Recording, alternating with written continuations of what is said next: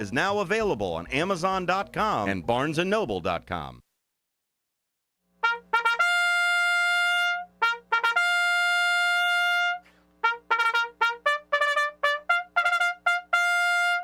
Six Bayonets, comrades, this is Chief Guard of the Republic Radio Show with your co-hosts Paul Burvitt and Mike Tuman every Saturday noon to 1, except today it's noon to 2. We got to fill in until the White Sox come on.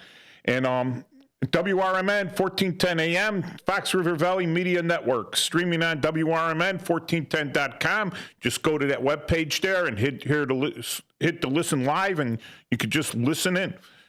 Then you could also watch us on the YouTube channel, WRMN 1410's YouTube live channel, which we will be on right now. Or you call in at 847-931-1410.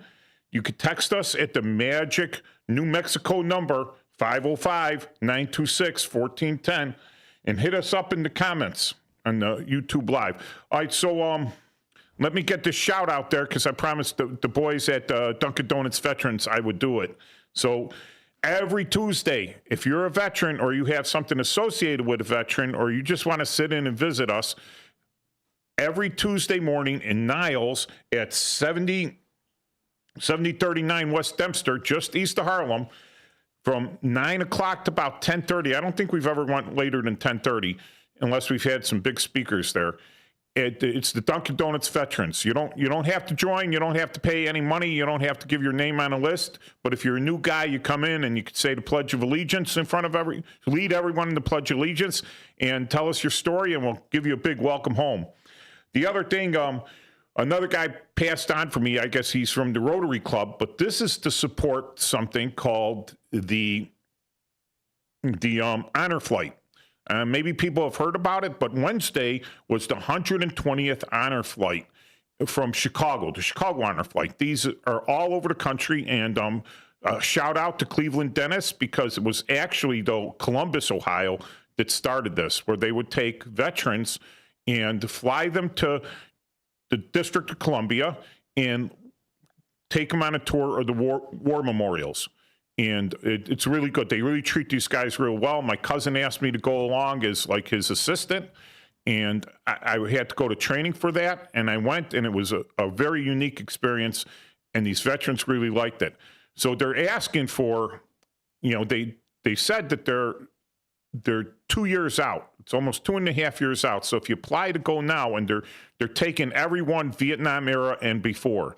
If you apply to go now, you probably won't see a seat on one of the aircraft for 2.5 years. However, if you are a Korean War era or a World War II era veteran, then they will put you on a seat right away. They'll bump someone, put you on a seat right away to get out there. And you don't have to be a combat veteran. You don't even have to be gone overseas. All you have to be is a veteran. That includes the Vietnam era veterans. So anyone that didn't go to Vietnam or maybe went to Germany during that time, or even Korea, you can still apply for it. But for you guys, it'll probably take 2.5 years to get on that. For Chicago, I hear that Milwaukee is a little easier. Lake County, there's some other ones, but it was a good time. It's well worth it. It's a charitable organization.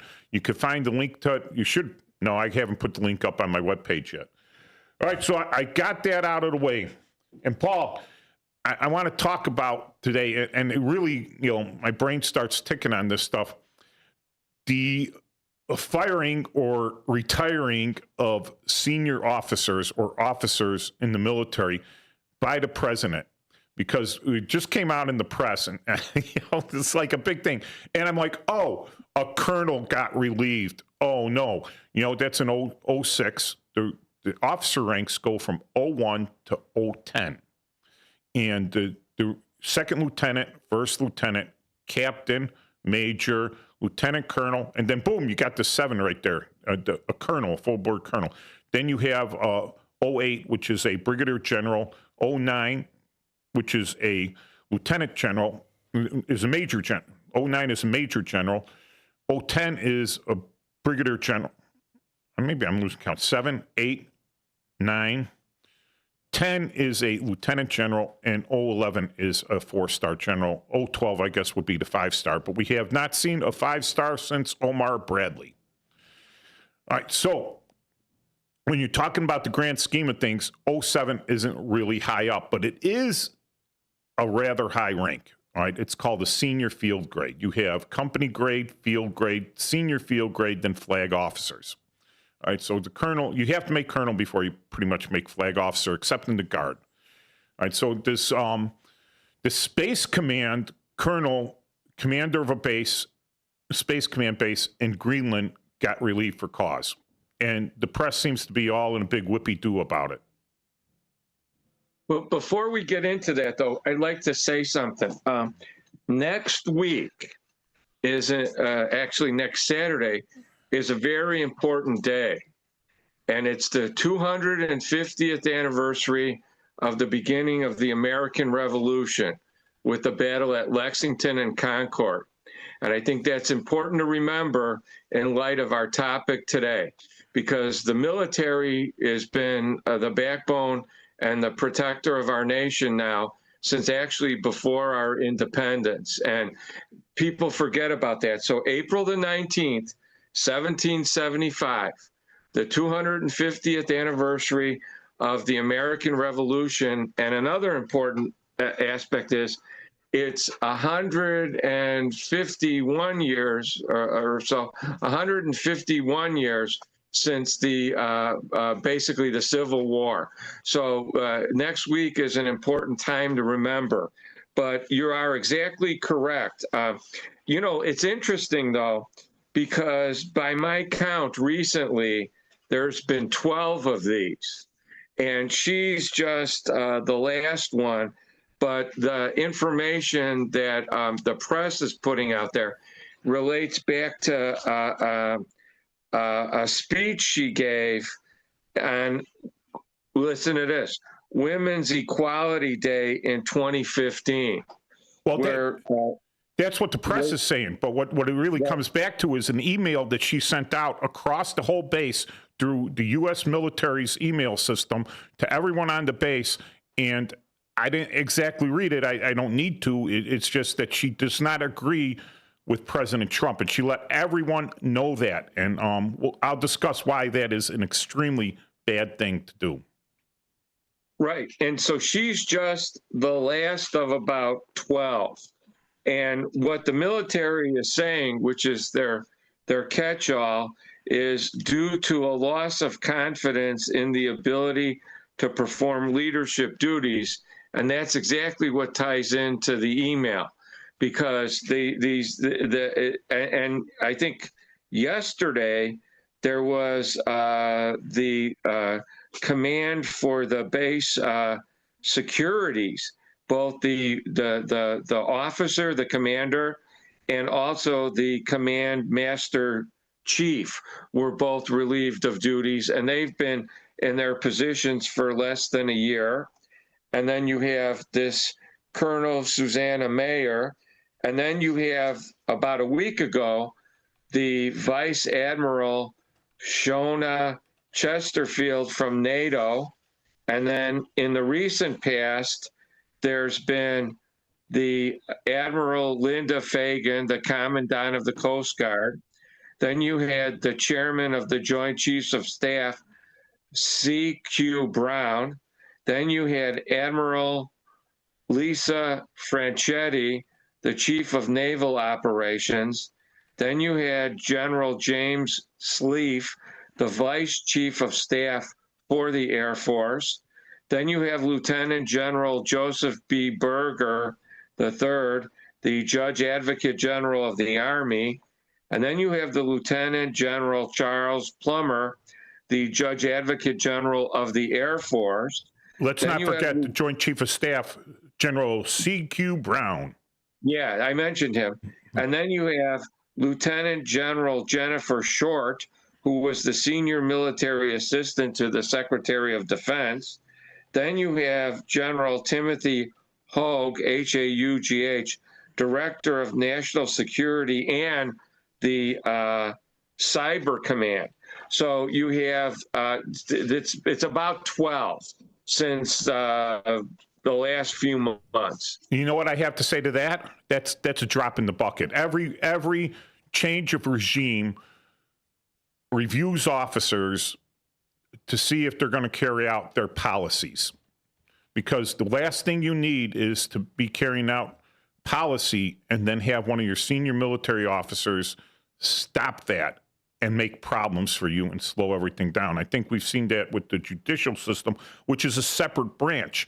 And the reason this is important is because the military doesn't fall under the judicial branch. It doesn't fall under Congress, although Congress has supervisory authority over it, especially when it comes to the promotion of these generals. Not the assignment of them, but the promotion of them. From colonel to general, that takes an act of Congress. All right? Except when it comes to the National Guard. That's kind of a little different story there, but to be federally recognized, it's going to come to an act of Congress on that. So the basic statement to understand is that people think military are decision makers. They are only decision makers in the absence of orders. So as a military person, you take orders. When you don't have any orders to follow and you need to take action, then you make a decision. Until then, you take orders, you follow your orders. You don't make decisions on your own that I'm not going to follow that order from above because you swore, all right, an oath saying you will follow all the legal orders of those appointed above you. And to even say that you're not going to do it or delay it, it is honestly, that's reason to be brought up on charges, I think. And just to be relieved of command is a nice way of doing that. And they could do it all sorts of ways. We know, I think two of the most famous generals to get relieved of their commands and big command, right, by presidents, you go back to Abraham Lincoln, beginning of the Civil War, right?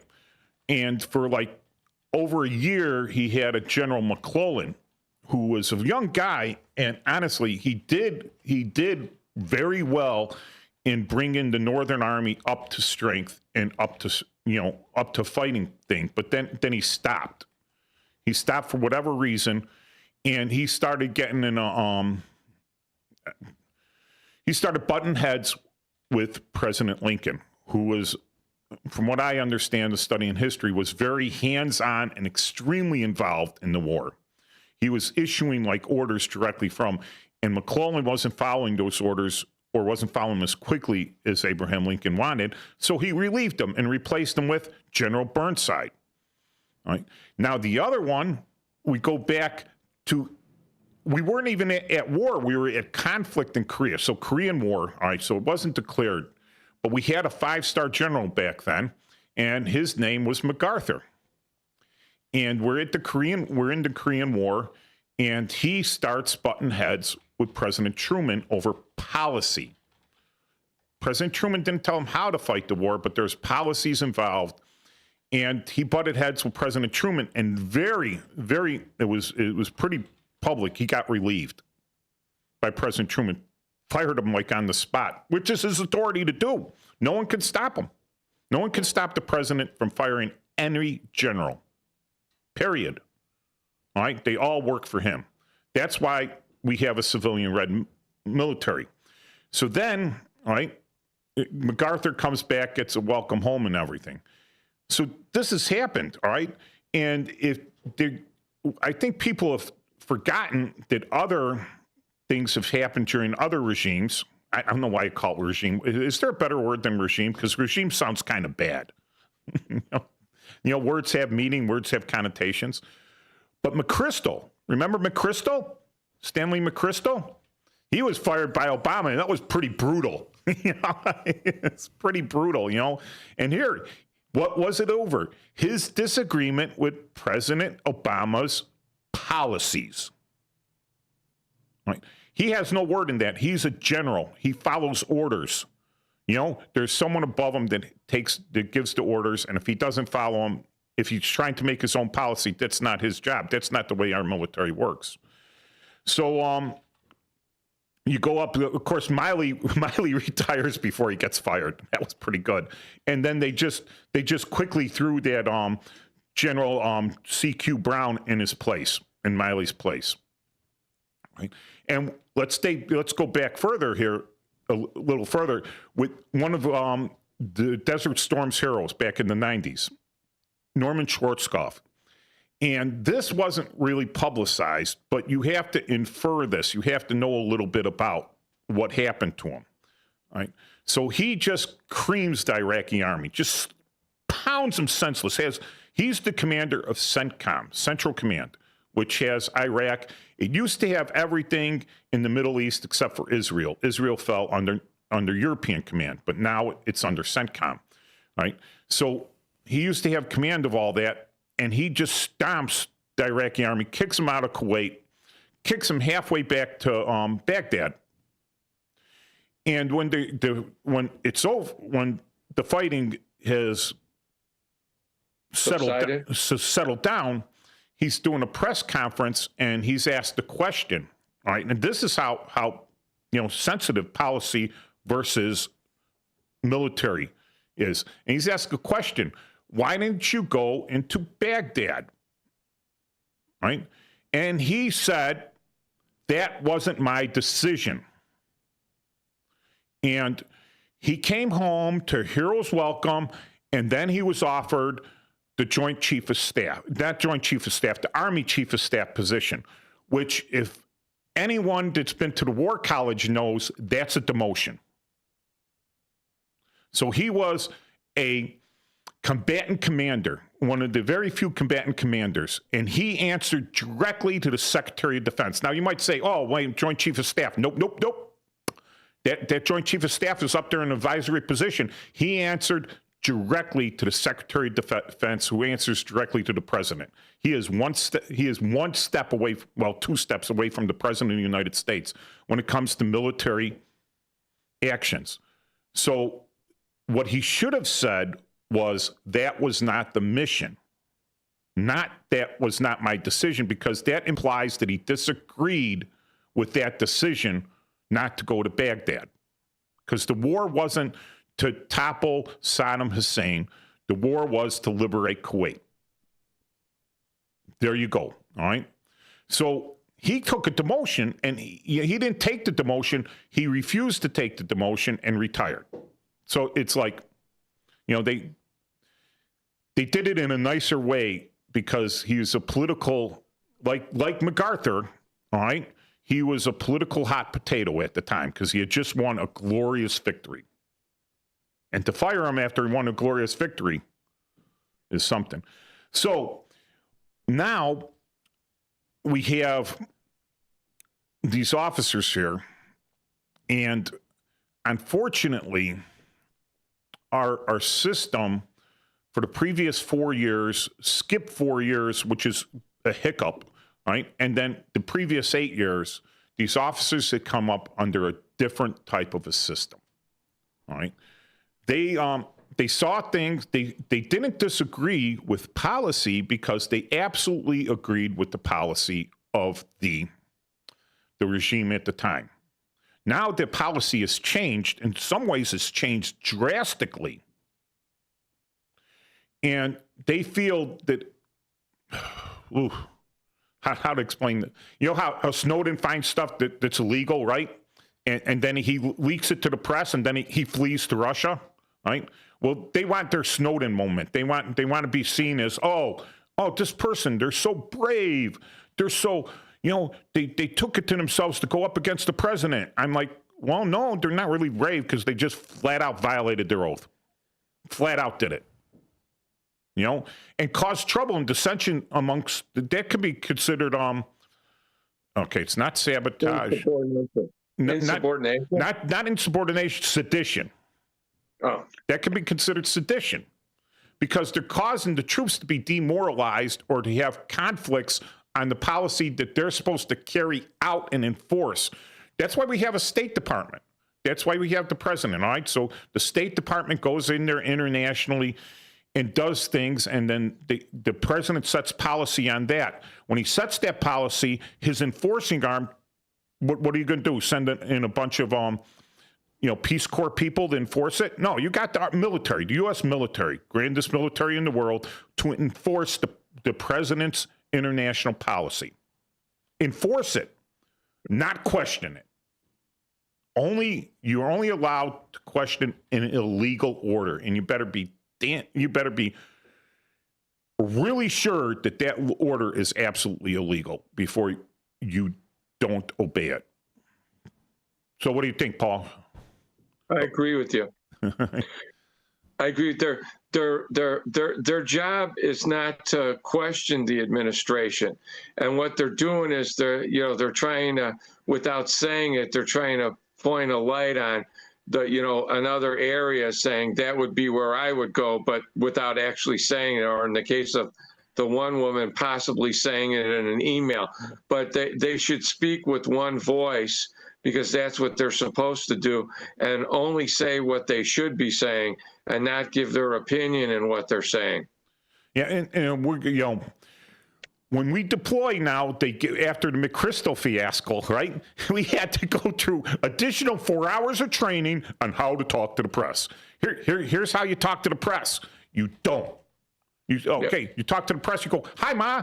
Hey, I want to say hello to everyone back home. You don't. You don't carry out policy. You don't tell them how you feel about the policy. Anything. That's not your place. You're taking the man's coin. You signed the paper. You got sworn in. No one was drafted. Right? Is there anyone left in the Army that had been drafted into Vietnam as late as 1972? So that would be 38 years of service at 18 years old. So that's 50. That's 56 plus 25 years. They'd be 81 years old. 81 years old is a no. Yeah, you're about right. 25 plus 56. Yeah, 81. This is 2025. That's how old they would be. At 18 years old, drafted in Vietnam, 28, 18, my bad, 46, 71 years old. They would be at least 71 years old. So I don't think any draftees are still in the military at that level, and they could have got out after 2 years. No one kept them no one kept them past the 2 years. So all volunteers. All right, so we're going to head to a break here, and we got 2 minutes. 2 minutes. All right, so when we come back, I'm going to talk a little bit about with Norman Schwarzkopf, not with Norman Schwarzkopf, or about his situation, so you understand that even if he was assigned if people think that the chief of staff of the Army, who works for the Joint Chiefs of Staff, is like, he's one step away from the Joint Chief of Staff. But I want to explain to you why that isn't true, because are you a paper tiger or are you a combatant, right? And his father, I think, was one of the heads of the New Jersey State Police, and he was involved in the Lindbergh kidnapping case, I believe. Oh, that was brutal. Yeah. I haven't done any research on that, whether that was where they actually got the right people. You think they actually got the right people? You never know. Yeah. You never know. Sometimes if you're an eyewitness to it and you say, yeah, that guy did it, yeah, you could be sure. But all right, off we go. We'll see you back in a couple minutes after these fine announcements.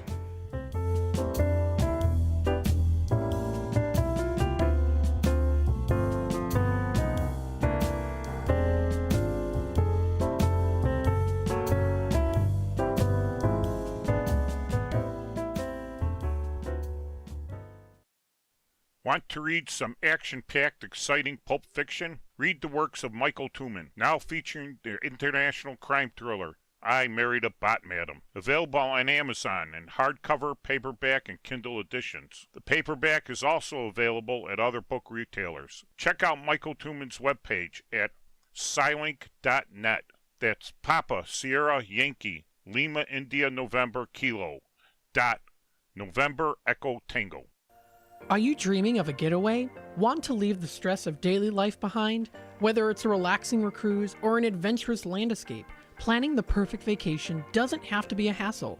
At Cruises International, they specialize in vacation destinations, land and sea, making your dreams come true. Located at 1721 Moon Lake Boulevard in Hoffman Estates. Cruises International isn't just about booking travel. They're your personal concierge, trusted travel advisor, and advocate. Your preferences are unique, and they'll take the time to understand exactly what you're looking for. From personalized service to their global network of specialists, they ensure that your vacation is tailor-made just for you. It's time to plan the vacation of a lifetime. Call 800-255-7447. That's 800-255-7447 today and speak to a cruise and vacation expert. Cruises International. It's time to set sail to your dream destination. Systems run everything. Government, economy, media, justice. They shape your choices, your opportunities, your future. But do they work for you or against you? On Apolitical Talk Show, we break them down. Not to destroy, but to understand. Because if you don't see how the system works, you won't see when it's being manipulated or who's benefiting from it. Power belongs to those who know the rules, challenge the loopholes, and demand accountability. That starts with knowledge. That starts here. Join us weekdays from 4 to 6 p.m. as we uncover what's really happening behind the headlines so you can decide for yourself what's fair, what's broken, and what needs to change. Apolitical Talk Show, breaking down the systems to build them up together. Right here, weekdays 4 to 6 on WRMN, the talk of the town. Most people out here think that taking care of one another is important. And most people would step up for a neighbor going through a tough time. Most people around here help out friends and family when they need it. But the funny thing is, most of us won't look for help when we need it. If you're struggling with mental health, you should know that there are resources out there that can help. And it's okay to talk about it if you need to. One place to get started with information is loveyourmindtoday.org. Loveyourmindtoday.org offers a range of guides, instructions, and insights for dealing with difficult situations or getting through a tough time. If you're struggling with mental health, get the help you need, because most people out here really care. Visit loveyourmindtoday.org. That's loveyourmindtoday.org. Brought to you by the Huntsman Mental Health Institute and the Ad Council. Join your co-hosts Mike Tooman and Paul Burvitt on our weekly radio hour, Chief Guard of the Republic, where we talk about all things national security, defense, personal security, safety, and dealing with law enforcement situations. Call in 847-931-1410. Ask us questions. We will get you answers. Every week, Saturday, noon to 1 on 1410 AM WRMN Elgin. Streaming on WRMN1410.com. Chat with us on WRMN's YouTube live channel.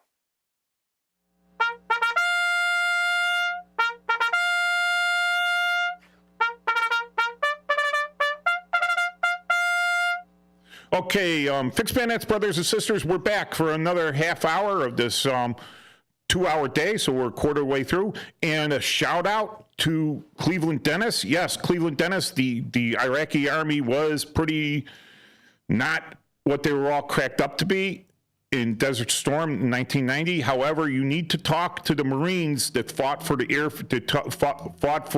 fought against the Republican Guard for the Kuwaiti airfield, airport there. All right, so they did. The Republican Guard was hardcore and did stand and fight, and was pretty brutal. All right, so Brendan, hi, how you doing? Glad to see you're listening out there, and yeah, all about the ladder for Lindbergh, but that's kind of a little off subject. So what we have, what I was talking about, is there are 4-star major commands, and they're not all equal. You have combatant commands, and you have functional commands. All right. So the main combatant commands, all right, are Africa Command, which is a newest one, and it kind of got rolled into Syncland, but that's going back. All right. So Africa Command, which controls pretty much Africa. All right. Central Command, which is the Middle East and Southwest Asia. All right. Then you have European Command, which is Europe, and Greenland and Iceland fall under that, along with, like I said before, they used to have Israel, but now that's gone back to Central Command. All right. Then you have the Indo-Pacific Command, formerly known as PACOM, just Pacific Command, but they have like everything else: Southeast Asia, Australia, and Antarctica. That's what I think I just found out, because we got Little America and Antarctica there. And then right before you have Southern Command, which is everything south of Mexico. So in the Americas, so South America and parts of Central America. So Panama falls under Southern Command. In fact, Southern Command used to be headquartered in Panama. Now they're headquartered in Florida because we kind of left Panama. But that's a topic we talked about before, and we may be talking about it again. And then you have the second newest command, NORTHCOM. Before, we didn't have a command over the United States. We just had, like the National Guard, and we had STRATCOM and stuff like that. But they codified it and made it into NORTHCOM, which is commanded by a National Guard officer. All right, so it's not a active duty command. It's the guy's on active duty, but he falls under the National Guard, and that's for Title 32 reasons. All right, so those are the combatant commands. There's other functional commands. Cyber Command is a functional command. Special Operations Command is a functional command. Space Command is a functional command. The Strategic Command is a functional command. And Transportation Command, which is a big one because it goes all over the world. Those are functional commands. They're all 4-star commands. And it's 4-star, not just Army. These aren't Army commands. These are joint commands. That means any 4-star from the Navy, the Marines, the Army, or the Air Force can fill these positions. All right? The thing is that they don't hold any land. They're not defending any land. They're like in Cyber Command, they're defending virtual stuff. Space Command, it's kind of virtual again because we don't have any space stations in space to defend. We're not defending the moon from anything. All right.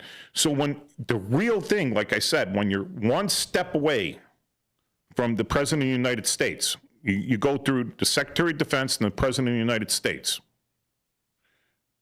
The big one is in that combatant command. Those are the big ones you have. All right. And they are responsible for all sorts of stuff. It's like, I don't know how to describe the difference between the combatant commands and the functional commands. I mean, it's great to be in a functional command, and we look at someone like Eisenhower, who was really a staff officer, not a lot of combat experience on there, and he did a fantastic job organizing the war, which was a logistical war, so you think someone from logistics command could do it. So to tell someone that, we're going to reduce you down to a guy who's really, not in direct command, you're an administrator rather than being in command of troops. So if I'm Chief of Staff of the Army, I'm in charge of the Army, right? Just the Army. If I am the commander of CENTCOM, I'm in charge of all U.S. forces, all U.S. forces, Army, Navy, Air Force, Marines, SpaceCom now, and Coast Guard working under the Navy. I'm in charge of all them in my area, all of them. That's me. So I go across all these other things. All right, so to have these guys, I was supposed to look this up and I didn't. What is it the guy on the back of the chariot was supposed to be whispering into Caesar's ear when he was all glorious fleeting. All glorious fleeting. All glorious fleeting. And the Romans back in the day, you couldn't bring an army crossing the Rubicon, right? You couldn't cross the Rubicon. And that became a phrase. I don't think people know what it really means. Once Caesar crossed the Rubicon, he was an enemy of the Senate. All right, he was a commanding general. He wasn't Caesar back then. his commanding general, he brought his armies past the Rubicon to enforce what he thought was a corrupt Senate to change the government, right? And crossing the Rubicon means he made the final step. It's a coup. He's an enemy of the state, right? So these officers, they're doing their crossing of the Rubicon. Once you open your mouth there, if you're forcing the hand of the regime, right? You're forcing their hand. They have to do something. If they don't do anything, it's like the president getting one of his vetoes overridden. He becomes impotent in his job. Someone else starts doing his job for him. So if you're not able to enforce discipline amongst the officers, and if an officer does something, one of the things one of the phrases I like is known or should have known, right?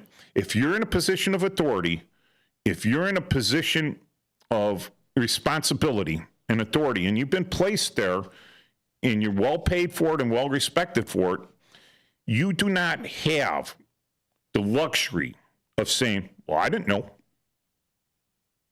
because you should have known. And by saying I didn't know, you admit to fault and guilt.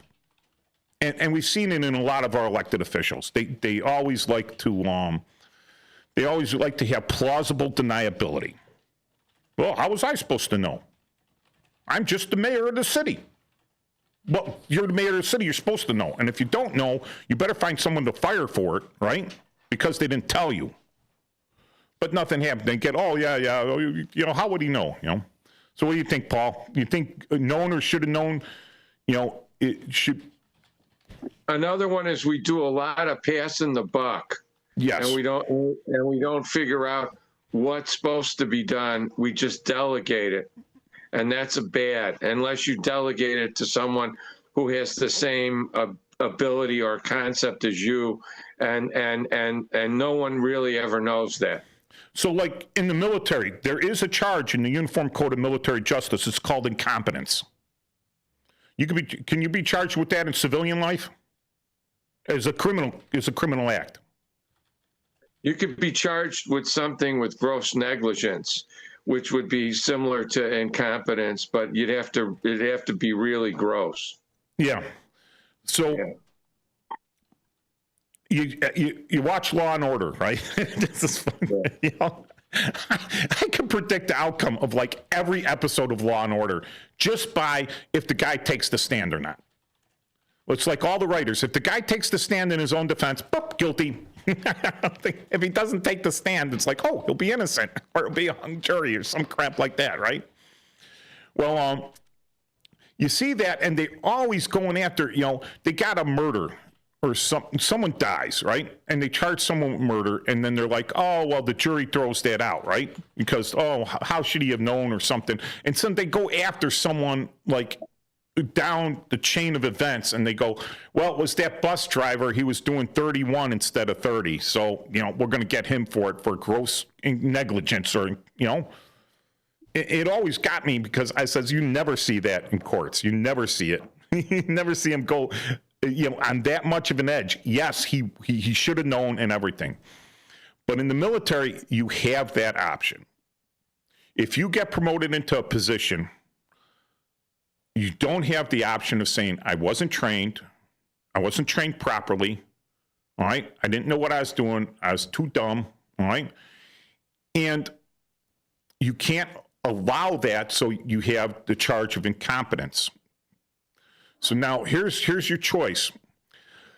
If you are promoted for reasons other than qualification, pure qualification, all right? You're qualified, you can do it. All right. If you are promoted above, and they say everyone rises to their level of incompetency, right? Well, you are promoted above that, and you fail. Should you be given the option to resign, or should you be prosecuted for incompetence under the UCMJ? That's a question there, and I think when they relieve them for cause, and they give them a little letter here, hey, you you should really retire. You got your 20 years in. You should really go by now. And I think that's one of the things they do hold out in front of them, because we can. I don't care what you said. It falls under incompetence. Kind of a general statement, and we'll prosecute you, and then we'll dishonorably discharge you, or we'll take rank from you.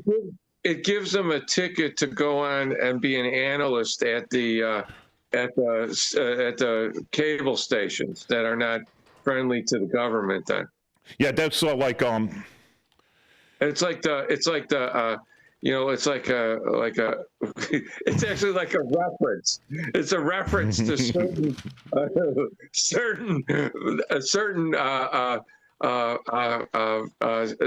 channels. Hey, we need this guy. He was let go from them. We got to have him. Well, that's Jim Mattis. Jim Mattis. Yeah, right. The big Marine guy, the big Marine 4-star. In fact, there's like a law in the books that said that you can't take any public appointed office within 2 years of your retirement from the military. Right. So you retire from the military, you can't be appointed into any civilian job. Because right. They didn't want people sucking up to congressmen and everything else like this and jacking. But they made a big show for Mattis, and they waived that for him, and they brought him in. And I think they made the big show intentionally, right? Because I don't think he wasn't a very good part of Trump's original cabinet. All right, I think he butted heads a lot with him, and he replaced him shortly thereafter because of that. Right, and he goes to work for General Dynamics. Right? It's a revolving door policy. Yeah, I mean, hey man, if you can't steal enough when you're a general, right? Why do you need another job after you retire? I mean, it's like these guys, they just can't give it up, They just can't go in the background, like MacArthur. Well, MacArthur was what? He was really old. But what job did he have after he got relieved of his command? I think he just retired. Didn't he go to Hawaii or something like that? He could have, but he didn't. It's not like he got a job with Chrysler or Ford or some. I've read some books, and I don't want to malign the guy because he did have some great service, but. One of the things he did when I think Truman got off a plane, he refused to salute him and he just shook hands with him. And that was one of the things. And then I think the other thing is they asked him, I remember reading it in a book somewhere, they asked him because at that time, Eisenhower was running for president. And they asked him about that. And he goes, he was the best clerk I ever had. Yes. He always did stuff like that. Like he felt he was above everybody else. Yes, that's a key here. That's one of the points I want to make. These guys get their bottoms polished so much by other people's lips, right? That they think they're they think nothing's wrong with them. That everything they say is correct and right. And oh my God, why isn't he doing it the way I say and everything? But that's not their position. You want that position, run for president. And yeah, MacArthur had a chance to run against Truman for president. He could have been a political competitor with Truman. At the time, he wasn't. But I think the main concern was MacArthur really wanted to take the war home to China. He wanted to bomb across the Yellow River or whatever rivers, the Yellow River. He wanted to bomb the Chinese logistical points. He wanted to bomb the bridges. He wanted to really nail it, but that's Chinese property, all right? And Truman was, no, we're not getting into a incident attacking the Chinese mainland, And there was a big disagreement, and they went to meet in I believe one of the islands, could have been Hawaii. It may have been Guam, but it's one of the islands in the Pacific. And MacArthur did not want his plane to land before President Truman's. He wanted President Truman to greet him coming off the plane and not to greet President Truman coming off the plane. And there was a big thing there. And that was kind of like refusing to salute. As soon as you do that, dude, you're fired. Who's your aide? Yeah, you're in charge now. Find your own way home. Like, don't let that guy on a plane. But he was such a hero. I mean, he went in at Incheon and basically saved the South Korean and the American army that was there, and basically put the North Koreans and the Chinese on the run. All right, that was a big act. So he's a massive hero because this stuff is getting radioed back and everything. Television starts coming into play. People start seeing this, and he's like a massive hero. All right. So how do you deal with them politely, where you're not having the whole public turn on you and your policies? You got to be really careful with these guys. You know, like I said, Schwarzkopf, big hero, didn't fire him directly, but offered him a demotion. People wouldn't see it that way. Yeah, I mean, you wouldn't see it that way, right? You wouldn't see it as a demotion. It's the same pay grade, everything else, but it's not the amount of power and prestige that you're used to having, right? Turns out in the break, I checked, his father was a major general before him in World War II. Yeah, and you know, I worked for another general. I'm not going to mention his name. It was in Bosnia, and his father was a general, and this guy, although he had advisors in this field, he didn't listen to him. In fact, he kicked him out off his staff, not off his staff, but out of his tactical operations center for the division. And so he didn't listen to this guy, and he didn't research it. And no one there, very specific mission, no one there knew what it was. But he did something in violation of U.S. policy. Well, it's actually in violation of U.S. law, but it ended up being policy. And they had to reverse, they had to, backdate the approval. All right, so he did something without approval, without taking it to the higher ups. It was embarrassing, and they had to backdate the approval to not cause like serious legal complications for this guy. And he was a 2-star. That's a major general. And I always wonder why lieutenant general outranked a major general when a major outranks a lieutenant. And he's a lieutenant to a general. So he's a lieutenant, the right-hand man of the 4-star, right? So the 3 stars, the right-hand man and the 4-star. So he's a lieutenant to that guy. And a major general is above a brigadier general. So brigadier general is like a junior, and then he's like the major, you know? So it started making sense to me. So he was retired at 1-star.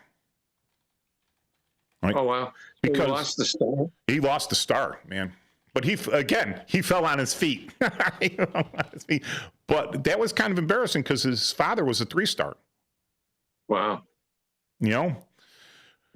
But when you get that, when you really have to, I've never been in that position where I've had that much power, control, and that many people underneath me just telling me what a great, fantastic person I was, how well I'm thinking, because they're looking for their own promotions. They're looking for their own officer evaluation reports. I've never been in that position, so I don't know how it affects your mindset. You know, when you violate some basic doctrine that you would imagine if the 2-star, right, and they have 2 1-stars working for them, a deputy commander operations and deputy commander logistics,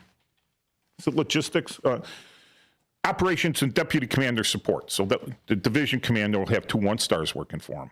Imagine if if the deputy commander of operations flat out refused to do something that was a legal order of the 2-star and went to the press about it. Wow. That 2-star would have him gone. right? What if a colonel did that? That's the end of the colonel's career. If a lieutenant did that, that's done. That guy's going to Leavenworth, all right? But they get there and they're like, well, not when I do it. I'm a general. I'm higher up. I know better. You know, and that's the arrogance. And how do you keep people from? How do you judge whether they're going to have that arrogance or not? That hubris. So, and here, really, and this is where it gets really confusing, right? To me, do you want a general that's arrogant or a general that's way too humble when you go to war? Well, Bradley was a humble general. He was. He was a humble general. He was a humble And general. Patton was arrogant. Patton was arrogant. Right. And they were both considered to be the top, you know. So, I mean, you know, Patton's considered to be one of the best generals of all the nations. Patton was lucky in that, not okay, smart guy and everything, but Bradley was on his staff. All right. And Patton's, again, problem was he had difficulties talking to the press. He had difficulties talking to the lower ranking troops. He thought he had the answer to everything. Okay, I got a guy with shell shock here. Oh, the doctors don't know how to fix it. I'll show you how to fix it. I'm a general. I could do it. The biggest mistake of his life, right? Biggest mistake of his life. And that caused, because he became a hot potato now, right? That caused them to put him to the side, you know, to sidebar him. He had he had to beg Bradley to get back into the war. But putting him to the side actually was beneficial because they made him in charge of the paper army that the Germans were afraid of him. He was the general the Germans were afraid of, and he had them chasing their ghost for a while. Yeah, that's true. So here's the thing. And who did that? That was Eisenhower. Correct. All right, so we'll be back in a few minutes after these wonderful announcements.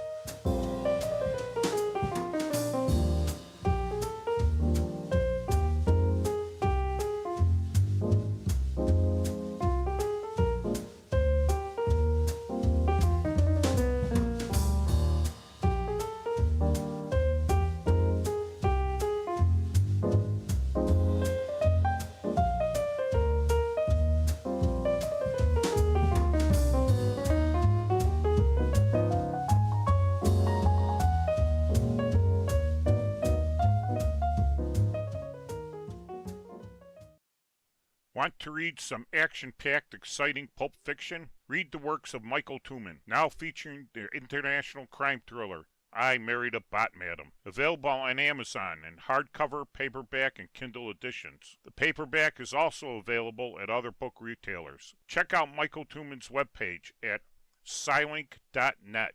That's Papa Sierra Yankee Lima India November Kilo dot November Echo Tango. Join your co-hosts Mike Tooman and Paul Burvitt on our weekly radio hour, Chief Guard of the Republic, where we talk about all things national security, defense, personal security, safety, and dealing with law enforcement situations. Call in 847-931-1410. Ask us questions. We will get you answers. Every week, Saturday, noon to 1 on 1410 AM WRMN Elgin. Streaming on WRMN1410.com. Chat with us on WRMN's YouTube Live channel. Your hometown radio station since 1949. We are WRMN AM 1410 Elgin time, 1 o'clock.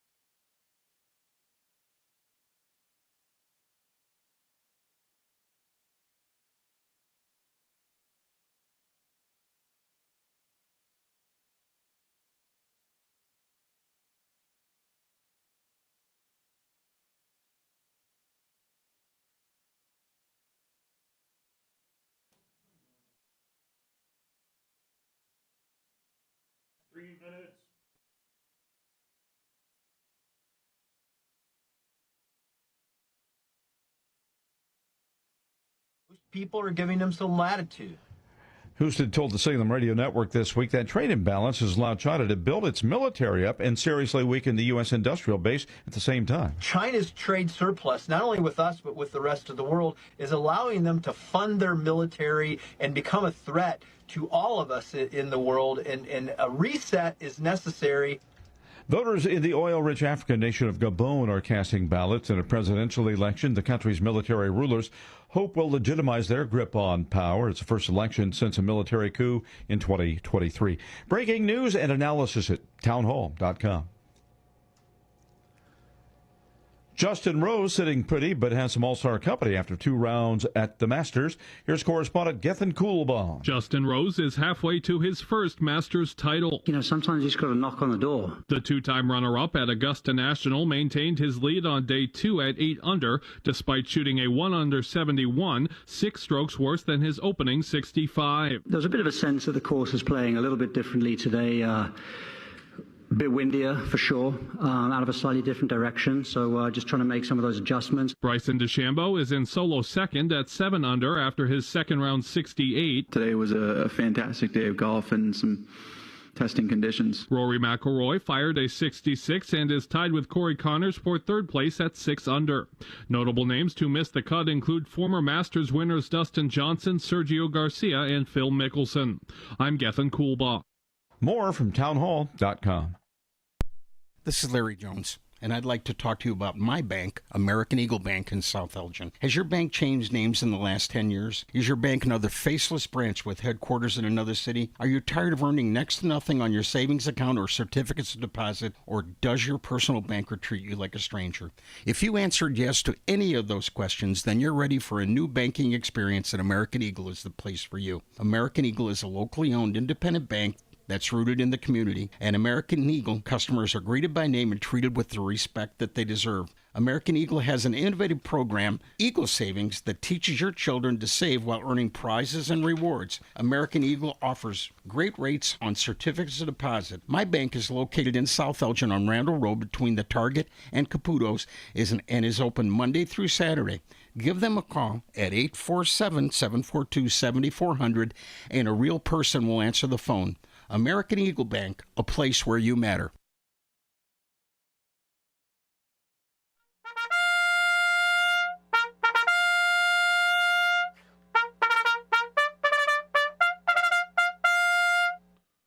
Fix Bayonets, brothers and sisters, we're back for the second hour of the Chief Guard of the Republic radio show with your co-hosts Mike Tuman and Paul Burvitt. If you're here, you already know we're on 1410 AM, WRMM, the News Talk of the Town, right?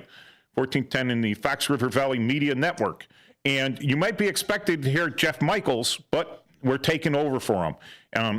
That guy put in a lot of work producing his show. Well, Matt does the productions here and everything, but he would pre-record the shows, and I would listen to him on the way back, so I'm going to kind of miss hearing Jeff Michaels on that. But I guess he got busier, and this does take some work and something. So, you know, he wanted to give it his all, and I guess he couldn't. So thank you for allowing me to fill in that hour when the White Sox are not playing, because I really enjoy this. You find a job you like, and you'll never work a day again.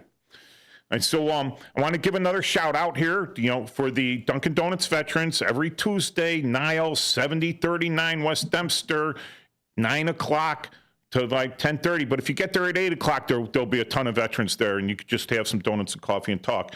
And also for the bingo over at on 4701 North Cumberland, they're having a bingo. I probably forgot to say that. I said it was supporting the Honor Flight program, but it's at 4701 North Cumberland at Goats Tavern. I don't know if Tavern, Bar, Pub, but Goats, all right, on 6 p.m. on Tuesday, the 29th of April. And then the funds are going, it's run by the Rotary Club, and the funds are going to go to support the Honor Flight because they don't want the veterans paying for anything, all right? And so another shout out here for my own Post 104 of the American Legion. We meet the first Monday of the month at 6 p.m. at the, they renamed it for us, so it's the American Legion Post 104 Schiller Park Community Center. We have a sign on the building, but we don't really own the building. The village lets us use it, and we try to take good care of it. So we're having a fundraiser tonight, and we're trying to do this every month.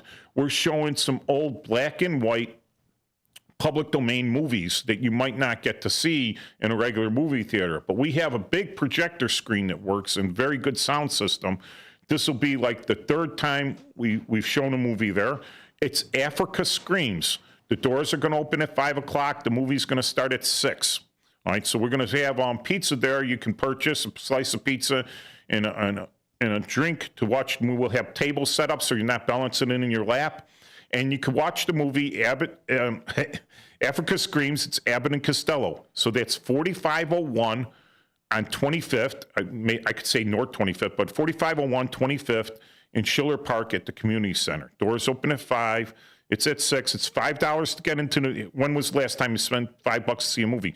I mean, Paul, what do you think it is at the LaGrange now? $20? Yeah, I mean, 20 years ago, well, geez, 30 years, 1999, like 25 years ago, I was taking my kids there and it was $3, you know? So I think it's got to be at least 6. So we're showing it cheaper than 6, you know, and I think they redid the LaGrange Theater too. Yeah, I used to have to, my kids would want to go to see these movies. And I say, well, wait till it shows up at the LaGrange or the Brighton, or remember, what was one of my favorite ones? What was the one in Bridgeport? Not the Coral. The Coral was in Oak Lawn. Oak Lawn, yeah. Yeah, but the one in Bridgeport, it was a C name too. Colony? The Colony, yeah, the Colony in Bridgeport. They had cats walking up and down the aisles because of all the rat infestation in there.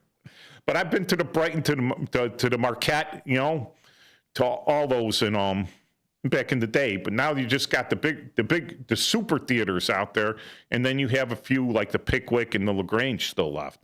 So we're trying to not bring back the movies, but we do it public domain because we don't want to bother with paying all that the rights, the royalty rights, and or stealing royalty rights. So we're not going to show movies that have royalty rights because we're not going to, quote, steal from those people. That's not what we are about as veterans. So public domain movies.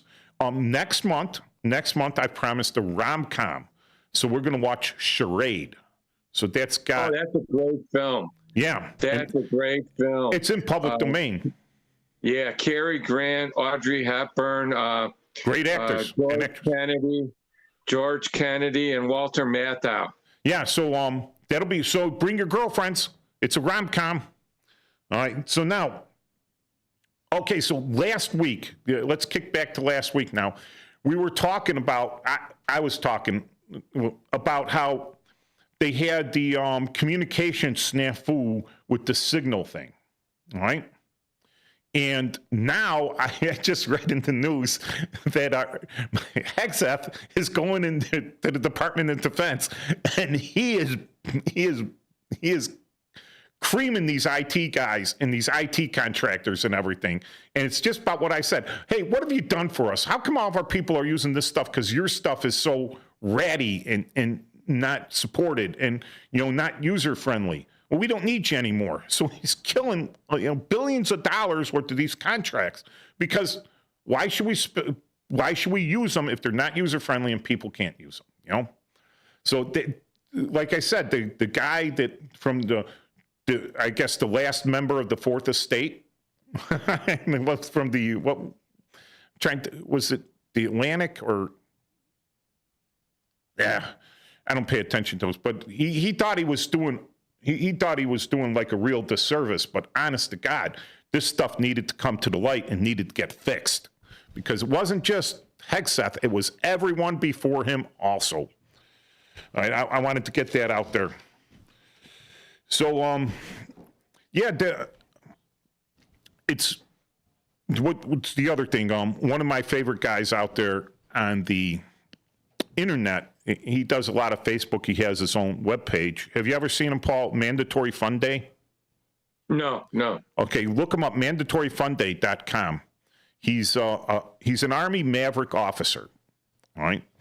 And that means he was a staff sergeant in military intelligence. Guy saw a staff sergeant picture. So military intelligence, shout out here from a former, enlisted MI guy.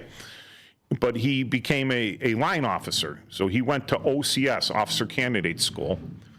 And he's I think he's a first lieutenant now.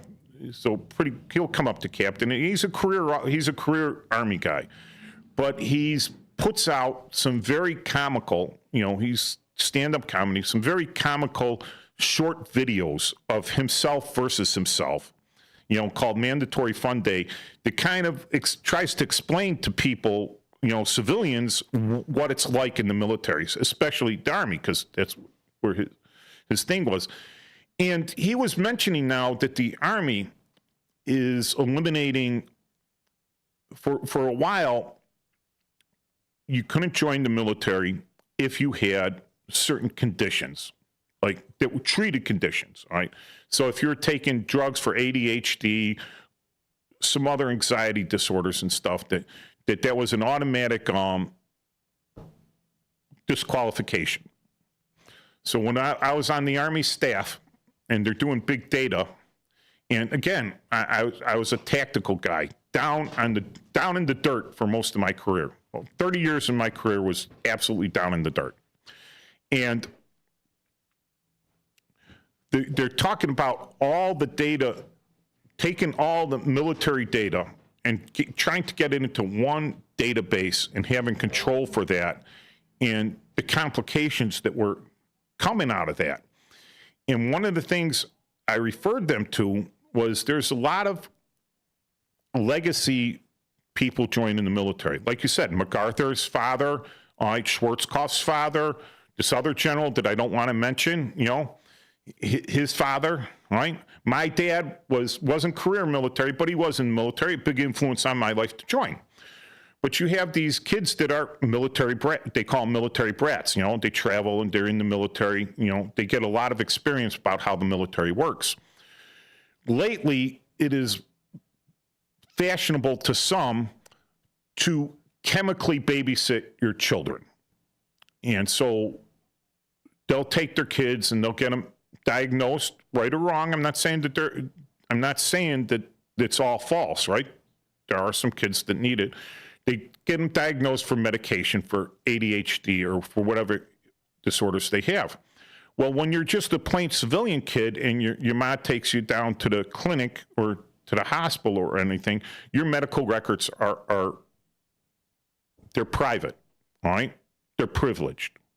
So anything you had, your family has, up until you're like 18, right? The juvenile stuff, it's all privileged information.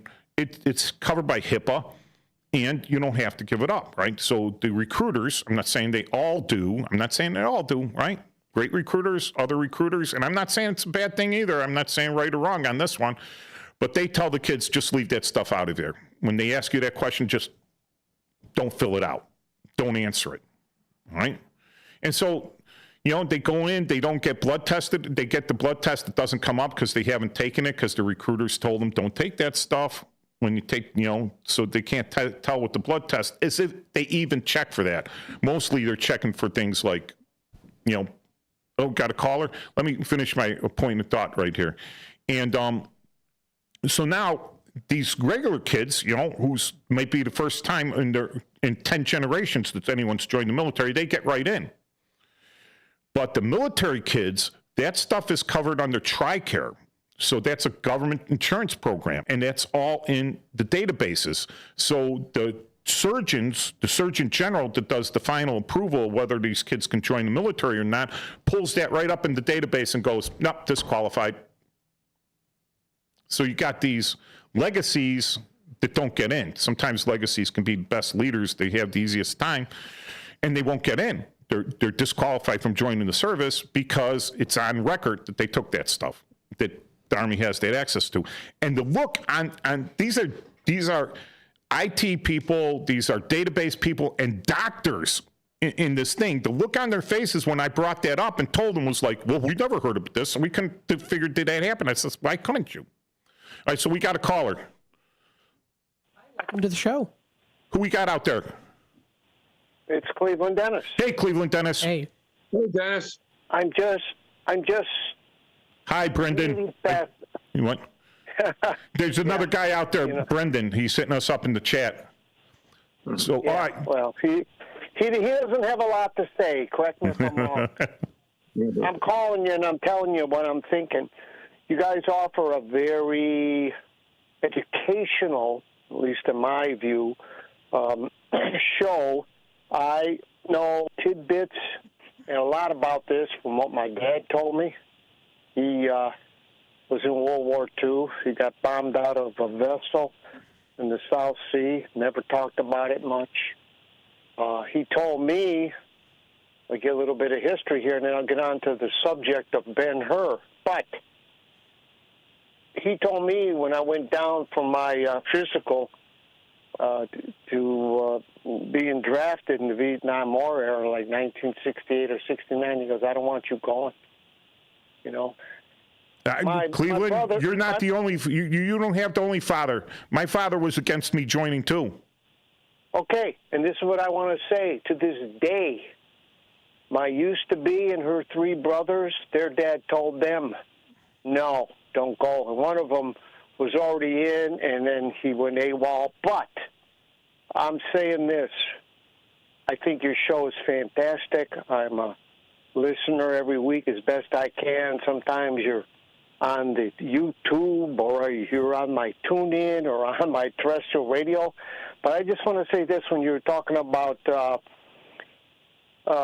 Caesar and all that. I don't know, is this related to Ben-Hur? There was nobody in that chariot when Charlton... no, it's not related to that. It's just that, okay. Yeah, Caesar didn't want to be as arrogant as he could be, you know? And he wanted someone to put him in his place. You know, like on Ash Wednesday, remember you are dust, and to dust you shall return, right? So, you know, the arrogance is like, what all glory is fleeting. You know, like we used to say, this is a great, okay, so I can't use the S word, right? I'll just say, okay, so we used to say the military would be the perfect place to work if you could cash in 10 attaboys for one old crap.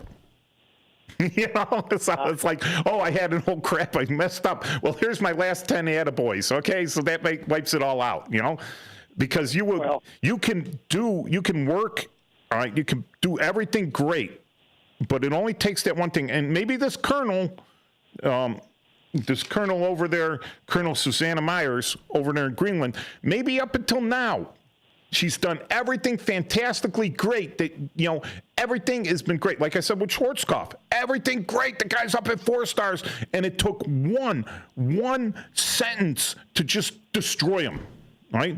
So she sends out an entire email to everybody. You know, this is like intent, all right? Right.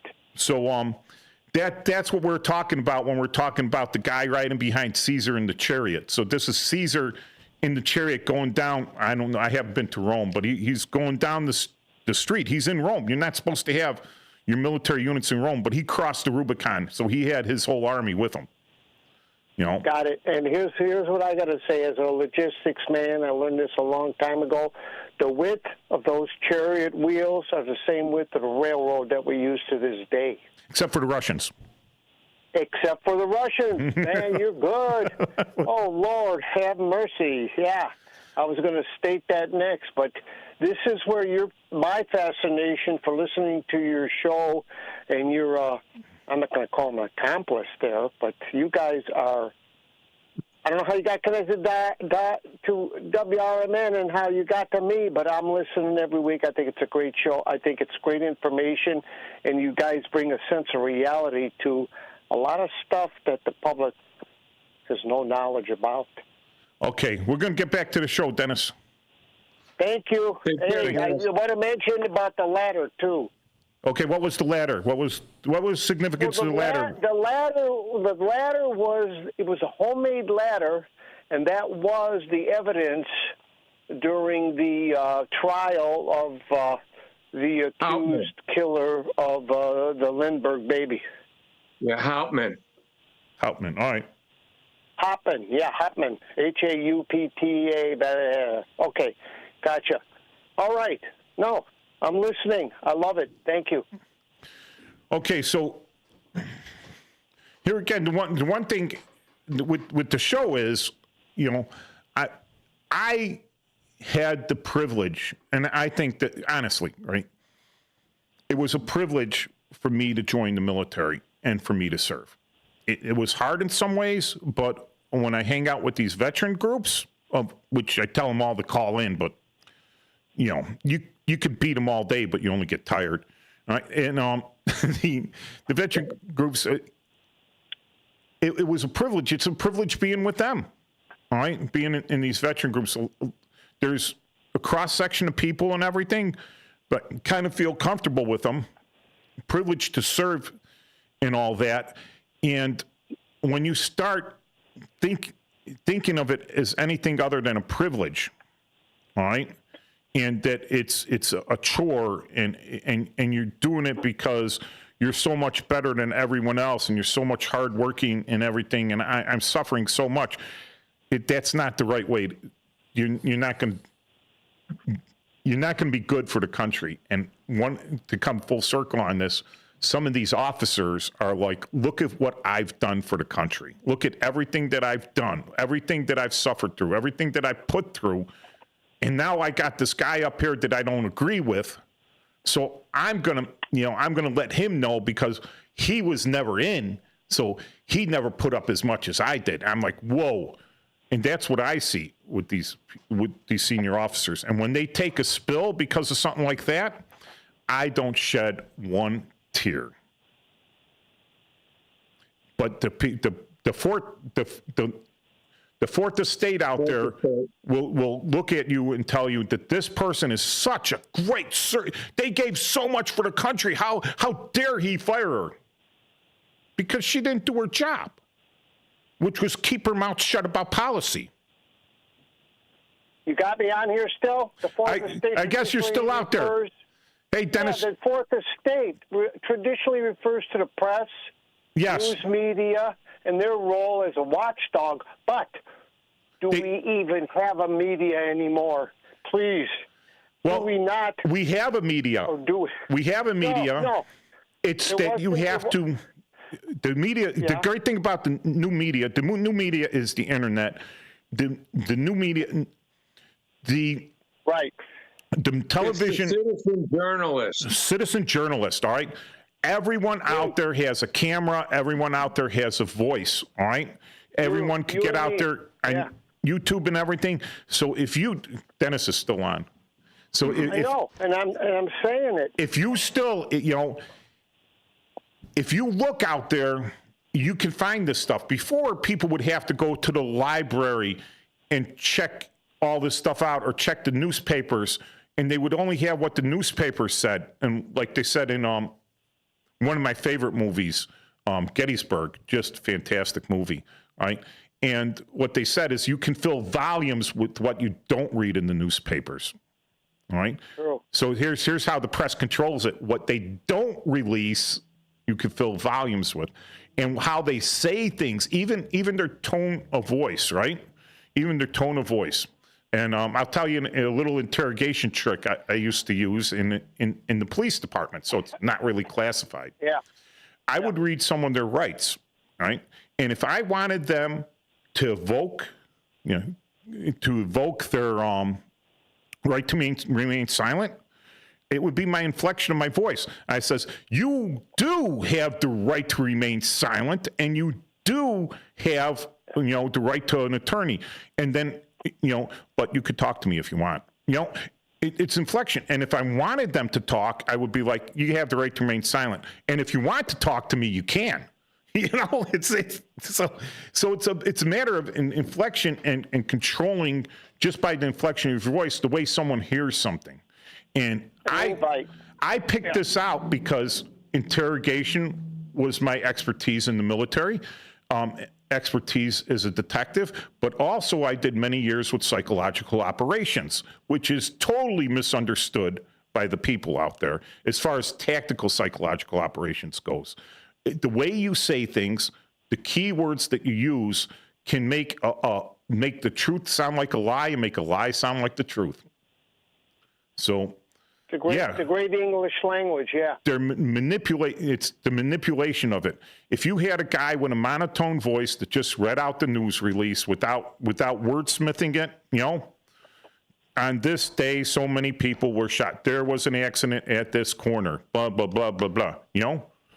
And that's information, you know? But when you say, oh, there was another accident at the corner, well, maybe there was an accident 10, 15 years ago, but when you say there's another one in that tone of voice, right, you're making it sound that that's a very dangerous corner, like there's always accidents there.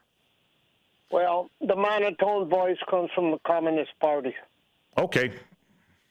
Thank you. When I used to talk to them and I'd read them their rights, and and they said, "Well, I don't know, should I talk to you?" I said, "I don't care if you talk to me or not, but I said I guarantee you one thing: when you do get a lawyer, he's going to tell you not to talk. Well, nobody's going to know why you did what you did. So if you want to talk, now's your chance." And I never really had a problem with him. Yeah. All right, we'll be back for the last quarter of the 2-hour show.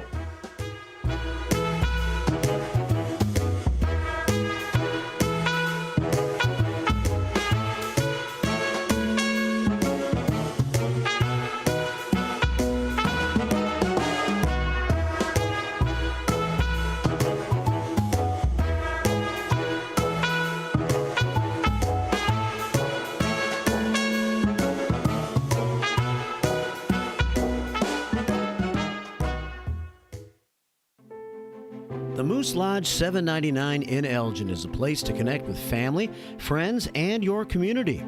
Moose Lodge 799 is conveniently located at 925 South McLean Boulevard, and they offer fun family activities, exciting community service projects, and live entertainment on the weekends. At Moose Lodge 799, you'll find a place to relax, make new friends, and be part of something bigger, like supporting the kids of Mooseheart. Doors at Moose Lodge 799 open at 2 p.m. Tuesday through Friday and at 11 a.m. on Saturday and Sunday. Join a welcoming group of members who share a passion for good times and giving back. Call 847-741-0799. That's 847-741-0799 for more information, or stop by and see what they are all about. Moose Lodge 799 in Elgin, where family, friends, and community are always invited to join. The Moose Lodge 799 in Elgin is a place to connect with family, friends, and your community. Moose Lodge 799 is conveniently located at 925 South McLean Boulevard, and they offer fun family activities, exciting community service projects, and live entertainment on the weekends. At Moose Lodge 799, you'll find a place to relax, make new friends, and be part of something bigger, like supporting the kids of Mooseheart. Doors at Moose Lodge 799 open at 2 p.m. Tuesday through Friday and at 11 a.m. on Saturday and Sunday. Join a welcoming group of members who share a passion for good times and giving back. Call 847-741-0799. That's 847-741-0799 for more information, or stop by and see what they are all about. Moose Lodge 799 in Elgin, where family, friends, and community are always invited to join. My name is Ariel. I moved to the U.S. at 19. I spoke no English and I struggled finding job opportunities. Everything I have, I owe to the Adult Literacy Center and getting my high school diploma at age 22. It was an honor helping you achieve your greatness. Now you're helping others achieve theirs. It inspires me. When you graduate, they graduate. Find free and supportive adult education centers near you at finishyourdiploma.org. Brought to you by Dollar General Literacy Foundation and the Ad Council. Bender Dental Care, located at 217 North McLean Boulevard in Elgin. Bender Dental wants everyone to be informed, appreciated, and cared for at all times. To prove it, they now offer a new patient exam for just $29. That includes consult, x-ray, exam, and cleaning. Let Bender Dental help you have healthy teeth and gums for a lifetime. Located at 217 North McLean Boulevard in Elgin. Visit BenderDentalCare.com. Are you suffering with anxiety, depression, PTSD, an eating disorder, or even a substance abuse problem? If it's causing problems at work or with your family, get help now at Insight Mental Health and Wellness. We can help and treat all types of depression and mental issues. We'll help you use your insurance to get away from it all to a beautiful, sunny, and tranquil vacation-like environment so you can recharge yourself. And with the Family Medical Leave Act, you could take the time off you need from work. Plus, with the Affordable Care Act, your treatment could be 100% covered. If you're suffering from any kind of anxiety, depression, PTSD, eating disorder, or even a substance abuse problem, use your insurance and get away from it all. Come to sunny California. Call Insight Mental Health and Wellness now. 800-419-0287. 800-419-0287. 800-419-0287. That's 800-419-0287.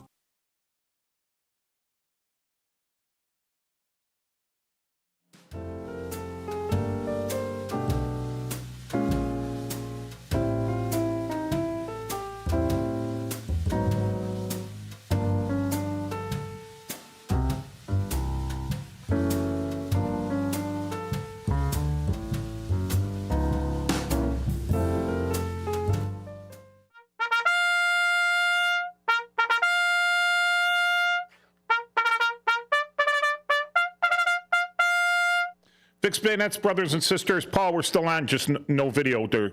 Oh, there you are. I'm not. No, you're there, but I'm not. All right. All right. So, okay, you got a test pen. Yeah, I saw it.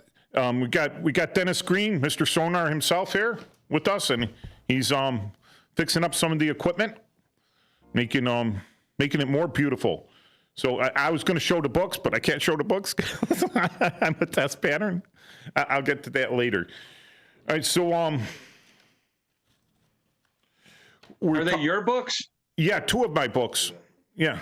Which 2? I got Rumble and Under Platoon. Okay. Because we're talking about military stuff, so I thought I'd bring 2 of the military books in. And like Dennis Green, not Dennis Green, but Dennis Cleveland Dennis out there. He we're talking about the 4th estate and how everyone has a voice. Well, surprisingly now, even in the written word, everyone has a voice because of Amazon. And I think there's other independent self-publishers out there, but the one that I've used, because once I learn how to do something, it's very difficult to retrain me. I keep doing it the same. So I had found I wanted to write a book. And I did some research, and Amazon self-publishing was out there. So I started free writing some stuff, and then I went to the Amazon, the KDP, Kindle Direct Publishing, KDP, which is part of the Amazon conglomerate of, corporations. And they had a simple enough explanation on how to do everything. And it didn't cost me 1 cent. Not 1 penny, other than my initial investment in, of course, internet access and my internet access and the computer that I had. So I didn't even need to buy a word processor because you could go to Google, right? To Google, download Google Chrome. You could get yourself a Google account and you could use Google Docs. There we go. That's the anthology of my earlier works. So that's an excellent book, by the way. Yeah, an excellent book. If you hit someone with that, it'll hurt. And I had to knock that down to 11.5. Paul froze up there. 11.5 font to get it all into 711 pages, which is the maximum that I could do on KDP, Kindle Direct Publishing. So it didn't cost me a dime. Once I got the stuff all formatted and uploaded, Amazon prints on demand. So you don't have to order 5,000 copies. You don't have to order 10,000 copies and then try to resell them, which is what a regular publisher would do. They would burn off maybe 10,000 copies, and they have the connections to take you to the stores and everything. But Amazon's the world's largest bookseller. So you put it out there.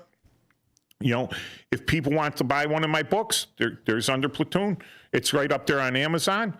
99 cents on Kindle. They got it on Kindle Unlimited. It's free. So the paperback's only $9.99. Like $10, and the hardcover is probably around $15. So I try to keep the books low priced. I'm not making a lot of royalties on these. Right? They do take a chunk of the money, the Amazon does, because they have to make their money back. So there's a printing fee, and they take part of the royalties because they have to make a profit. But you have some. I could sell this for up to like a couple $100 per book. Teachers will do that with textbooks. All right, but I'm making maybe 30 cents to $1 per book. It's not to make a lot of money. I just want to have my voice heard, and I think I got creative stories to tell. A little bit of legacy to leave, because Paul, as you advised, which was a great advice, I would get Library of Congress numbers, and my books are all in the Library of Congress. So if you get out to D.C., go to Library of Congress and check them out and read them. All right. So that is what we call the citizen reporter, the citizen journalist. All right, this is maybe there's a little commentary on things that I hear about, but I'm not writing like stories of dog bites man or man bites dog, or the post office didn't deliver something. These are novels. They're fictitious. They're plausible, but they're fiction. Minuteman journalist, Mike. Minuteman journalist. Like the Minuteman journalist. So if you're going to do, if you're out there, it's harder to find somewhere where you're not being observed. And so if you're going to commit a crime, you've got better commit it where no one cares, or where you're not being observed and everything, because it's all out there. So we're almost like kind of a little bit of self-policing. And in order to compete with your average Minuteman journalist out there, that's where they come into wordsmithing. Even myself, a high school graduate and a college graduate, and someone that's been through language school for 2 separate languages, and constantly writing reports in the police department and in the military, I still have I have trouble with the right words or whatever. I don't have a very large vocabulary, but I know how to look it up. You have professionals out there in the press that fearmonger, because fear is a very good motivator. It's an excellent motivator. It's better than money. All right. When it comes down to it, people offer up any amount of money that they have to keep from being tortured, hurt, killed, whatever, So fear, and that's what the press uses on people, a fear that, oh my God, look at the stock market's dropping. Yeah, that's what it does. It goes up and down. That's the stock market. If it constantly went up, then you invest in how does anything work if this is constantly going up? You're going to have winners and losers. Are we always going to have constant winners? Maybe not. But they want to make it look like something terrible is going to happen. Okay, let's clock back 25 and a half years. What was the big problem? Global cooling? Well, no, Y2K. Oh, the world's going to end because the computers can only understand 1999. When it goes to 2000, we're all doomed. Every database is going to crash. And people were like panicked and everything. People were staying up to midnight just to make sure this didn't crash and everything. It was a big nothing burger. That's an army term too. Nothing burger. My favorite nothing burger is anything Geraldo Rivera does. He's good for spinning stuff up and everything. The Al Capone's safe. Al Capone's vault, yeah. the southeast side, some building that was supposedly owned by Al Capone, and there's this bricked off room there. Lexington Hotel, yes. Yeah, no one's ever seen. And, he spun it all up, and there was a couple empty beer bottles. Yay. I think they're worth some good money, though. Could be. If you auctioned it off to the right person. Look, this was pulled out of Al Capone's vault.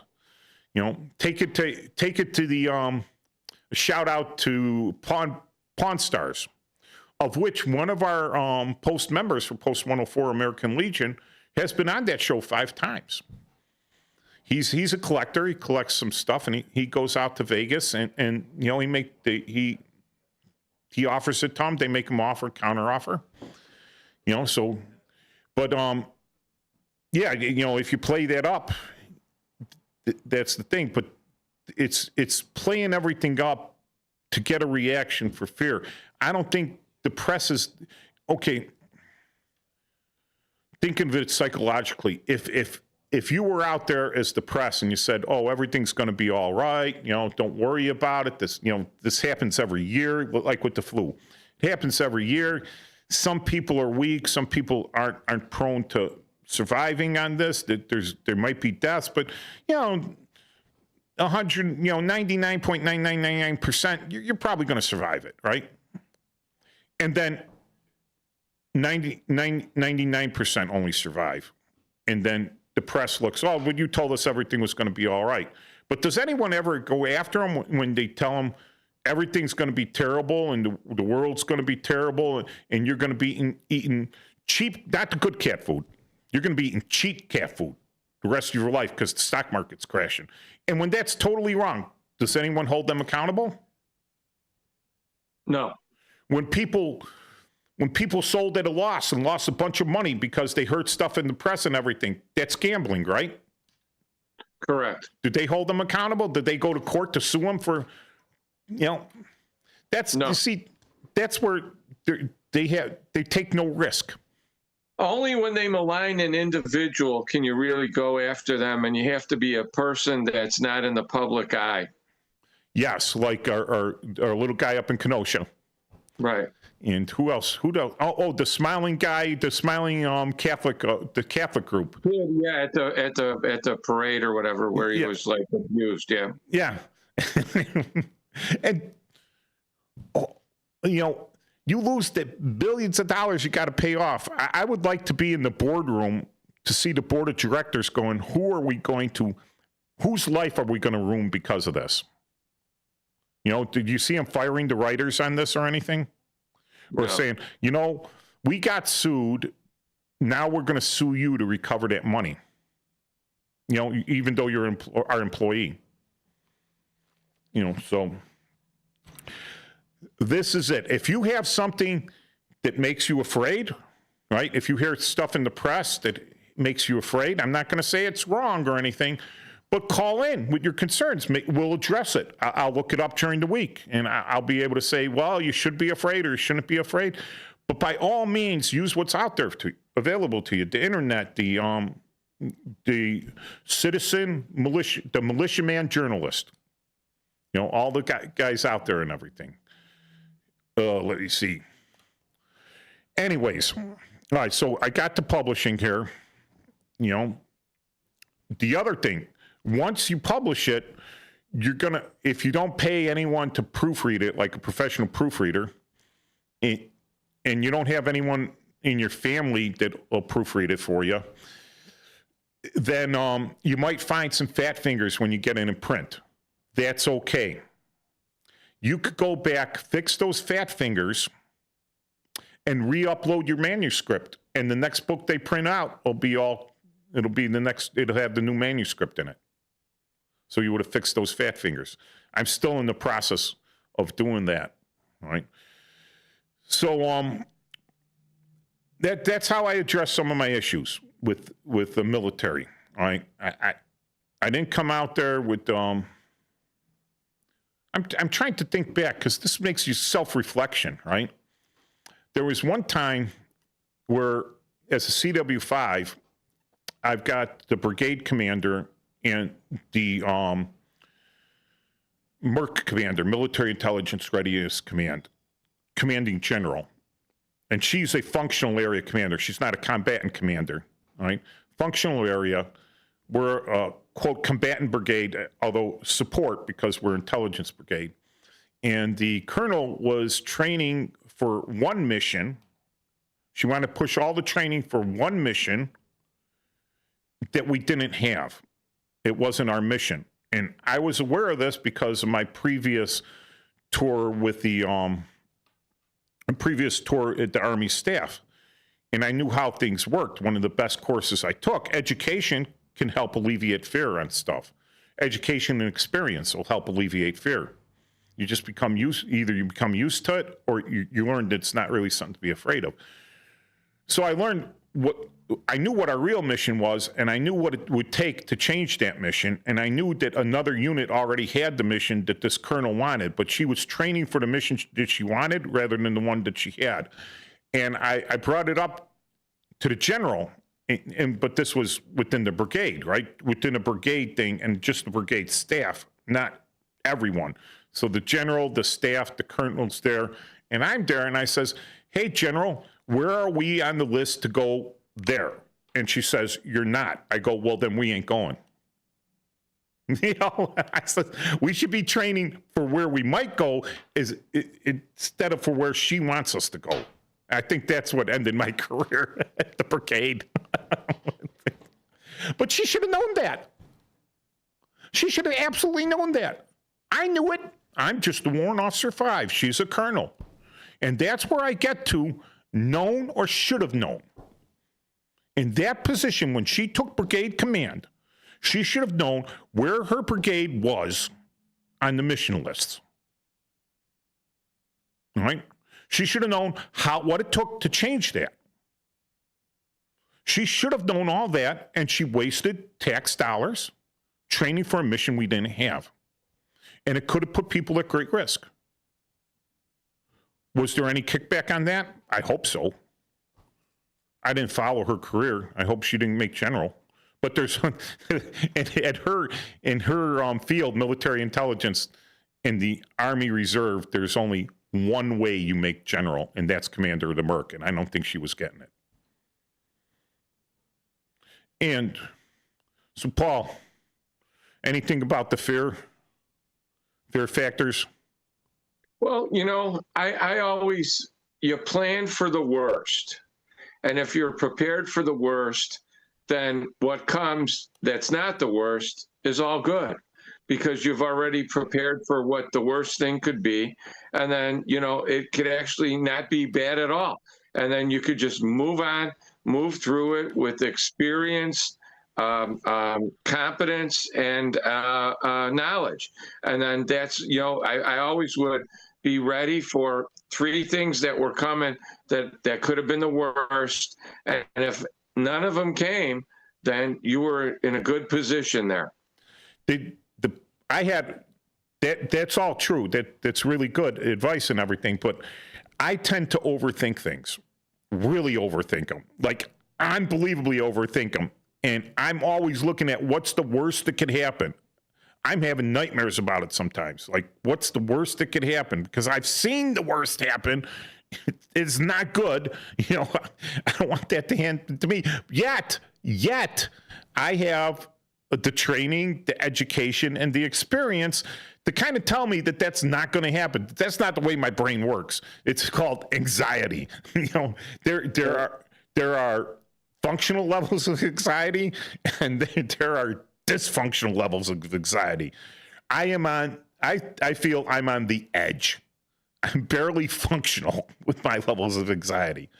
So people that go get, and okay, another shout out here, for any veterans. All right, so you'll hear on some radio channels and everything, and maybe see it on TV, the Road Home program from Rush Hospital. All right. It deals with PTSD issues and everything, and it's free to veterans, or, you know, they don't charge. They're funded by nice people that donate the money and everything. So if you're having issues and you're not with the VA or you're not registered with the VA, you could always call into this Rush Road Home program. Yeah, there we go.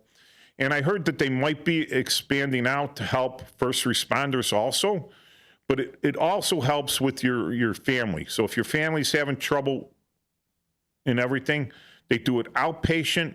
They'll do it through Zoom, so you don't got to go all the way down there. And I understand some people really have anxiety about leaving their house and everything. So if you have access, almost everyone, almost all the cell phones, I'm not saying all of them, almost, all right? Always the caveat. If ever I say everything or all right, that's not true. And everyone will jump on me, but what about this? Yes, the 1 in a million chance. You're right. It's not all because there's 1 in a million. So almost everyone has a cell phone around that's capable. If they don't even have service, you're still capable of hooking into some Wi-Fi to do things through Zoom. All right. And what I'm saying is, if you are somewhat like me and have anxiety issues that are troubling you and you're a veteran or a family member of a veteran, then this is a good program to check into. If you like veterans and you have deep pockets and you want to donate to something that's worthy, that's very worthy, then I suggest you donate to them. There are some veterans organizations out there or claiming to be helping veterans that when you check that, Paul, you were in Charitable Trust. Yeah. Charitable Trust and Fraud, right? So what's the minimum that you have to donate, that you have to use out of every dollar you get as a donation? Well, there's no minimum, but if you hire a professional fundraiser or you don't use like a certain amount for your program services, you have to have an audit and it has to be looked into. And you'd be surprised. A lot of those professional fundraisers take 75, 80, 90%. And the charity, they're just happy to get money. That, you know, if a guy makes $10, they might only get 1 or 2. So you always want to, the best thing is to give directly to the charity itself and check the charity out with both the federal government, make sure that it's an exempt organization, and check it out with your state attorney general. Yeah, they're not, 501c3 isn't the only exempt organization. They got like the Legion. C5, C6s, all kinds of stuff. Yeah, it's C19 for the Legion and the VFW and organizations like that. So yeah, you know, not every dollar, you got to be careful. Some of these, like you see it where the CEOs of these supposedly charitable organizations are making almost $1 million a year. More some. And you're like, well, why? You know, is their organization making so much money, right? That if they left that position, that would suddenly stop? That the only reason they're making that is because they're paying this guy? I just think that it's kind of manipulative on that. Right. But the Rush Road Home program is awesome and gets 2 thumbs up from me. All right. The other thing that happened, we're getting close. We're getting close to the end here. Yeah, 3 minutes. So, Paul, you know what? Yeah. Next week, I was thinking we should talk about significant dates and why dates have significance. That'd be good. Yeah, so like you said, April 19th, right, is the start of the Revolutionary War.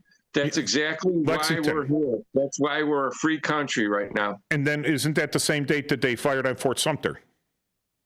It might be. I have to look that one up. Dates like that have significance. Yeah. Yep. So you got to look at that date, those dates. Now, the day after is Easter, but it's also a significant date for people. Take it. It's just one of the 365 days of the year, but it's the birthday of a certain person. And there's a date that certain things happened at different times based on that date too. Yeah, and they're always worried. Oh, this is going to be the next big domestic terrorist attack on this day because of this and everything. It's possible to look into it, you know. Yeah. You know, but so yeah, And, more so like repeating dates. Like this happened on this date, and then later on this happened, and we think that has a connection. Like I said, Lexington and Fort Sumter. I could make the connection there. Even though, one was a state seceding. We were much like a part of that. All right, so see you guys next week. I haven't checked the White Sox schedule, but if they start at 1, it's going to be like the short show, and then we'll still be on YouTube live. I will download the show and re-upload it, and it will be out there on the YouTube live channel for WRMN, and cgr.silent.net is our webpage, and Chief Guard of the Republic on YouTube. So like us, friend us, follow us, hit those subscribe buttons and everything on YouTube. And we'll see you guys next week. We'll hear from you and talk to you next week. Thank you, Paul. Bye-bye. Do you own an annuity, either fixed rate, indexed, or variable? Are you paying high